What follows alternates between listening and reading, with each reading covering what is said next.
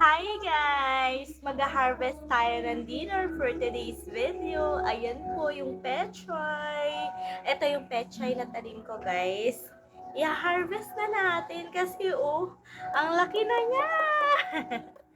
Nabawasan ko na to guys Pero kailangan ko na siyang kunin lahat. Yung bunutin ko na lang no. Hindi ko na siya babawasan. Ano na siya, papalitan ko na guys. Ang ganda. Ayan. Binunot ko na guys. Another. Magigisa lang ako ng pechay. Iwan natin yung ano. Ayan yung na-harvest. Dalawa. Ayan. Iwan na natin yung ano niya. Yung ugat niya dito. Yun. Eto na. Tanggalin na rin natin.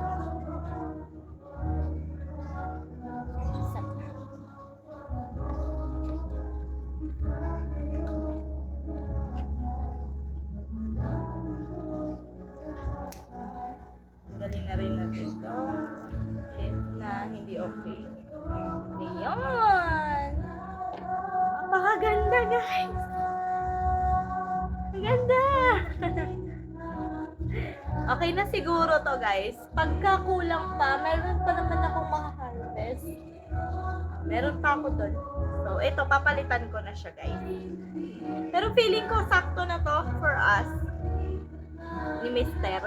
Ayan. Meron na kaming ulam. Alam nyo, ang mahal ng kamatis. Bumili ako ng isang kamatis, 9 pesos. Pero may mga tanim akong kamatis, kaya lang hindi pa namumunga Wait. Tingnan nyo dyan. So, ito. Meron tayong ulam. Muna ilagay. Ito guys, yung mga tanim kong kamatis. Ayan, namumulaklak naman na siya. Yan o. Yun. Mahal ng kamatis ngayon. Ayan pa. And ito, ayan, namumulaklak na din. O, diba? Diyan ko nilagay ang aking mga kamatis para protected sila. Maayos ang kanilang pagtubo. Ayan. Tanggalin ko tong, sira na dahon. Ayan.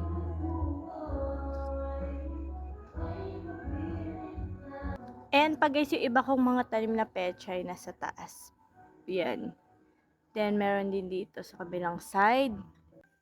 Ayan, meron sa baba. At meron din dito sa paligid. I mean, dito din. Maliliit pa yung mga yan, guys. So, guys, ito nga ang aking na-harvest for today's video. Ang ulam natin ngayon ay ginisang pechay. Ayan o, apaka-fresh mo. Thank you, Gordon!